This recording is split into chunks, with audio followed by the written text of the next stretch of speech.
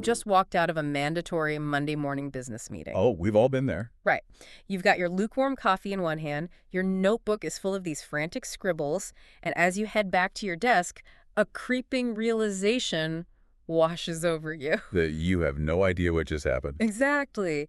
You were in that conference room for a full hour. Everyone in there was supposedly speaking English, but you feel like you just listened to an entirely invented alien language. It is a uniquely disorienting experience that almost every professional goes through at some point. Yeah, it really is. Because you recognize the individual vocabulary words, words like circle or bandwidth or flesh or loop, but strung together, they create this impenetrable wall of sound that leaves you completely in the dark. It's that exact moment you sit down at your desk and wonder, like, did my boss just ask me to do a critical task, or did they just cast a spell on me? Yeah, corporates. Well, if you have ever felt that way, you are in exactly the right place. Welcome to the Biz English channel. This is our YouTube channel podcast where we decode the corporate world for you. And we're glad you're here. Today, we are on a mission to translate 21 of the most common examples of corporate speak, buzzwords, and office jargon. It's going to be a big one. Huge. And remember, as we unpack this alien language together, make sure you hit that subscribe button, leave a like on this video, and share your own opinions and workplace experiences in the comments section as we go along. Yes, please do. Our objective today is not to just hand you a simple vocabulary list. I mean, most professionals can intuitively guess what these phrases literally mean. Sure, they're not that complicated on the surface. Right. Instead, we want to look at the underlying psychology driving them. We want to equip you to sit in those high-stakes meetings without that lingering fear of the unknown. So you can understand the subtle power dynamics at play. Exactly. And crucially, help you decide whether or not you should actually start using these phrases yourself to get ahead. Okay, let's unpack this. Before we get into the weeds, or, as a middle manager would say, before we circle back to that, where do all these bizarre phrases even begin? That's a great question. Because nobody walks into their first entry-level job talking like this, right? It's absolutely a learned behavior. It is entirely learned, yeah. And it usually starts at the most vulnerable point in any meeting. Which is when? The beginning. Specifically, when someone is asked a direct question they do not immediately know how to answer. Oh, that deer in the headlights moment. Precisely. Human brains require processing time. But the modern corporate environment often treats silence as a sign of weakness or incompetence. Nobody wants to just sit there in dead silence. Right. That underlying tension gives birth to our first major category of jargon, which is essentially the art of the stall. We're buying time. The stall. I look at these specific stalling phrases and I can't help but compare them to an audio loading screen for the human brain. An audio loading screen. I like that. You know that little spinning rainbow wheel you get when your computer suddenly freezes up? Oh, totally. It's the worst. That is exactly what is happening in a meeting when someone says, I'm still wrapping my head around this, or I'm just trying to think through this. That is a highly accurate metaphor. Wrapping my head around this paints a very physical, almost painful picture of cognitive struggle. Yeah, it sounds exhausting. But think about what it accomplishes sociologically.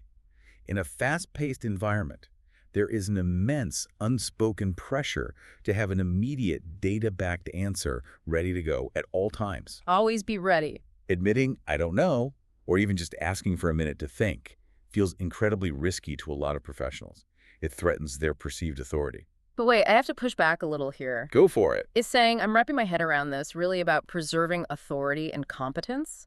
Or is it just a polite corporate-approved way of admitting, I completely zoned out for the last 5 minutes and I need you to repeat the question? Well, what's fascinating here is that while it can absolutely be a convenient cover for zoning out, its primary psychological function is shielding vulnerability. Okay, shielding vulnerability. Yeah, by using a slick, strategic-sounding piece of jargon, the speaker masks that momentary gap in their understanding. So they look smart while doing nothing. Basically, it allows them to sound actively engaged and highly analytical, while in reality, their brain is desperately trying to catch up and formulate a safe response. You're buying time without spending your professional capital. That makes total sense. Exactly. You throw out a "let's touch base tomorrow" or "let's circle back on this later," and suddenly you have successfully escaped the hot seat. It's the perfect escape hatch. Right. You sound like a proactive leader setting a future agenda when in reality you're just fleeing the room so you can go Google the answer in peace. Precisely.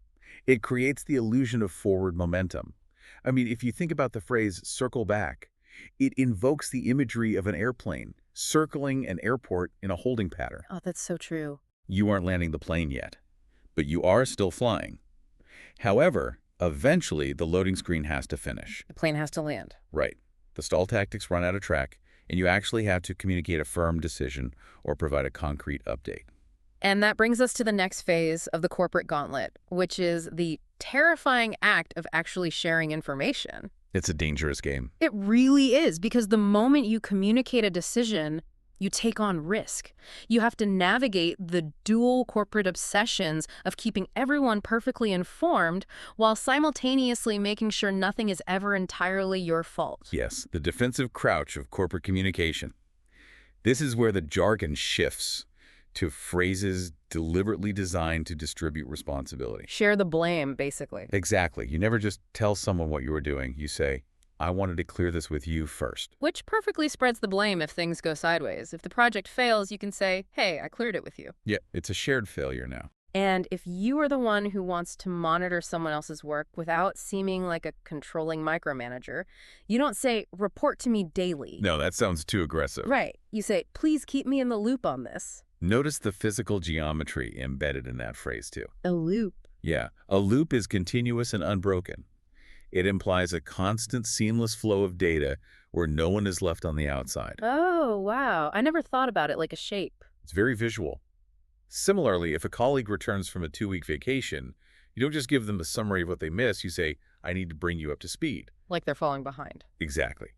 It treats the corporate team like moving vehicles on a highway, and the returning employee is dangerously lagging behind the collective pace.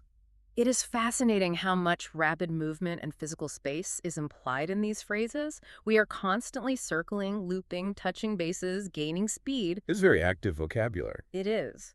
But before we dive into the really messy risk management phrases, I have a question for you listening right now. Yes, you. We want to hear from you. We want to hear from you right now. Pause the video and comment below. What is the absolute most confusing, bizarre piece of business jargon you've ever heard in a meeting? And what did you actually think it meant when you first heard it? Those are always the best stories. Drop it in the comments, and while you're down there, make sure you're subscribed to the Biz English channel so you don't miss our future discussions. I highly recommend doing that. The misunderstandings people share are often far more creative and logical than the actual corporate definitions. They really are. I mean, someone once told me they thought bandwidth referred exclusively to the office Wi-Fi router. No way. Yeah. So they kept telling their boss their internet connection was fine whenever they were asked if they had the bandwidth for a new project. That is hilarious. And honestly, it makes more sense than the corporate usage. It totally does. But okay, let's talk about the danger zone. When the warning signs start flashing in a meeting and a project looks risky, the jargon gets weirdly visceral. It really does. This is where we see phrases that serve as corporate alarm bells. Like what? Well, if someone proposes a strategy that could lead to unforeseen consequences or massive complications, a colleague will inevitably lean forward and warn, be careful. It can open up a can of worms. Okay, I have to stop here because this specific brand of jargon drives me absolutely crazy. The worms. Yes, think about the physical environment of a modern corporate office. We're sitting in heavily air-conditioned, sterile glass boxes, typing on sanitized laptops, sitting on ergonomic mesh chairs. Very clean, very controlled. And yet the language we use is incredibly messy and rural. Why are we talking about prying open a literal squirming can of slimy worms in a Q3 financial review? It is quite a striking juxtaposition, isn't it? The completely sterile physical environment versus the incredibly earthy, dirty language. Right, and it is not just the worms. Well, if someone wants to take a basic precaution, they say, just to be on the safe side. But if they want to warn against risking all of our financial resources on one initiative, they say, let's not put all our eggs in one basket. Ah, yes.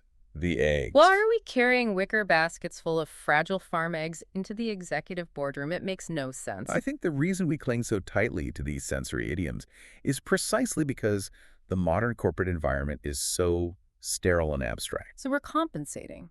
In a way, yes. The actual concepts we deal with in business, like resource allocation, downstream dependencies, or risk mitigation, they're highly theoretical and, frankly, deeply boring to the human brain. So true. Human beings are fundamentally visual storytellers. So we inject the slimy worms and the farm eggs just to feel something? Basically, yeah. Think about the alternative. Okay. Saying, allocating 100% of our Q3 budget to a single, unproven marketing channel constitutes an unacceptable level of risk is mathematically accurate, but it is cold. Yeah, that puts me to sleep just hearing it. Right. It doesn't trigger any emotional response or sense of urgency. But saying, let's not put all our eggs in one basket, creates an immediate, visceral image of impending disaster that everyone instantly understands, regardless of their department or seniority. Wow, okay, that makes sense. The physical messiness of the idiom cuts through the abstract corporate fog. And then, of course, you have the ultimate linguistic safety net, which is the caveat. Oh, the caveat. The ultimate get-out-of-jail-free card for any project. Yeah. Like, we landed the huge enterprise client, but the caveat is we need to deliver the entire software package in 3 days. It's brilliant, really. It is just a fancy Latin-sounding way of presenting a massive, terrifying limiting factor while still trying to sound like a sophisticated professional who has everything under control. But once you have padded your brilliant idea with enough caveats to feel safe from blame, the safety net is completely gone. You actually have to generate an idea. You have to do the work. Right. The team has to sit down and solve the problem. And that vulnerability requires a totally different vocabulary. A shift in tone. Exactly. You transition away from defensive jargon and into the language of the creative crucible. Let's look at how managers try to coax people out of their defensive shells during a brainstorm. Because if you want a junior employee to try something risky, you don't say, do this task. No, that's too direct. You ask, do you want to take a stab at it? Again, with the unusually violent physical imagery. It is. And if their idea is a little thin and needs more concrete details, you say, we'll need to flesh this out a little bit more. Fleshing it out. Adding flesh to the bones of an idea. It is incredibly gruesome if you actually think about it for more than 5 seconds. It really is. We are operating in this weird linguistic abattoir just to write a marketing email. It highlights the perceived pain and effort of the creative process. Bringing an abstract idea to life requires substance, flesh. It's hard work. But because creativity in a corporate setting is fraught with the constant fear of rejection and judgment, people heavily cushion their contributions. Well, they will introduce a thought by saying, it's a long shot, but, which immediately signals to the room that they know the idea is unlikely to work. Shielding them from criticism if it fails. Exactly. Or they use the absolute classic defense mechanism. This is just off the top of my head. And classic. Which essentially translates to, these are raw, immediate thoughts that haven't been fully analyzed yet, so you are legally not allowed to judge me for how terrible they might be. And what happens to those terrible ideas? Oh, I know this one. The ones that are politely acknowledged but will absolutely never see the light of day, that is where the team leader deploys one of the most effective pacifying phrases in all of business. Let's keep that in our back pocket. I have a major theory about the back pocket. Let's hear it. I don't think it is a pocket at all. I think the corporate back pocket is actually a conversational junk drawer. A junk drawer. Expand on that analogy. You know that specific drawer in your kitchen? I'll have one. Everyone does. It has like 3 dead AA batteries, a single loose screw you can't identify, some dried up super glue, a soy sauce packet from 2019, and a bunch of stuff you know you don't need but feel way too guilty to actually throw in the garbage. That is painfully accurate. The back pocket is a polite, invisible drawer where we permanently hide terrible ideas without hurting our coworkers' fragile egos. It's a safe space for bad ideas. Exactly. Like, oh, you want to do a choreographed TikTok dance for our corporate accounting firm? Wow, Jim, that's unique. Let's just keep that in our back pocket. That is a remarkably astute translation of the psychology at play. The back pocket preserves harmony during the highly sensitive brainstorming phase. It keeps the peace. You verbally validate the employee's contribution, you gently file it away in the junk drawer, and you move the meeting along without breaking the collective creative momentum of the team. Speaking of momentum, once the brainstorming is finally over, you have to actually execute the plan. The hard part. Right. And that is when the jargon shifts again. From pacifying to highly motivational, the managers start trying to rally the troops. This is the final push. When exhaustion sets in on a long project, you hear phrases like, "We've gotten this far, let's see it through." Sunk cost fallacy right there. Exactly. It is a direct appeal to the sunk cost fallacy, urging the team to continue pushing despite the mounting difficulties and late nights. Just keep going. And finally, you get the universal signal that the talking is over and the real labor has begun. Let's get the ball rolling. Which is almost always paired with the aggressive demand to bring your A game. If we connect this to the bigger picture, it is worth looking at why we rely so heavily on sports and competitive metaphors in these moments. Yeah, why is it always sports? We are talking about getting a ball rolling, bringing an A game, stepping up to the plate, hitting a home run. Because staring at a massive Excel spreadsheet for 9 hours doesn't naturally produce adrenaline. We have to artificially manufacture it. Precisely. Corporate labor, especially in modern knowledge work, can feel incredibly disconnected from tangible, physical results. It's all just pixels on a screen. Right. The stress is disproportionately high, but the daily actions are mundane. By reframing a difficult software launch or a grueling quarterly sales push in the context of a sport or a physical game on a field, it subtly alters the psychology of the team. It tricks our brains. It artificially injects that missing adrenaline while subconsciously lowering the existential stakes. A bad financial quarter isn't a threat to your literal survival. It is just a game where your team lost the ball. Wow. It boosts camaraderie by turning atomized employees sitting in cubicles into a unified team out on the field. It makes a mundane Tuesday afternoon feel like the bottom of the 9th inning. I totally get it. Exactly. Now, once the ball is theoretically rolling, management inevitably wants to know exactly how fast it is rolling. Always. They need updates. Are we winning this artificial game? This brings us to how we measure the vibe and assess momentum. Because all businesses operate in cycles, ups and downs are inevitable. But managers hate dealing in raw, unforgiving numbers until the very last minute when they are forced to. So they use jargon instead. Yes. Jargon is heavily utilized to describe these fluctuations vaguely without having to cite hard data or admit defeat. Right, the momentum metrics. Instead of saying sales are down 4%, they say we are losing ground. Losing ground. Yeah, or if a competitor stumbles and we pick up their clients, we are gaining ground. It frames the market as a literal battlefield, tying right back into that primal need for visceral territorial metaphors. We are conquering territory. And when it comes to the internal speed of a project, the metaphors shift from the battlefield to the Industrial Revolution. Oh, like trains and factories? Exactly. A project doesn't just advance, it gains steam or gains momentum. If it stalls out due to poor planning, it is losing steam. We describe human labor as if we are frantically shoveling coal into a massive locomotive engine. It's a very mechanical view of work. And if you personally have been away on vacation or the whole company just suffered through a sluggish holiday season, you are told you need to get back into the swing of things. The swing of things, like a pendulum. You have to resynchronize yourself with the rhythm of the machine. Okay, let's unpack this. So what does this all actually mean for you, the person listening to us right now? It's a lot to process. We have gone through all 21 phrases. We know the bizarre psychology behind them. We understand the audio loading screens, the junk drawers, the farm animals, the battlefields. This whole corporate dictionary. But here is the million-dollar question. Should you actually speak like this?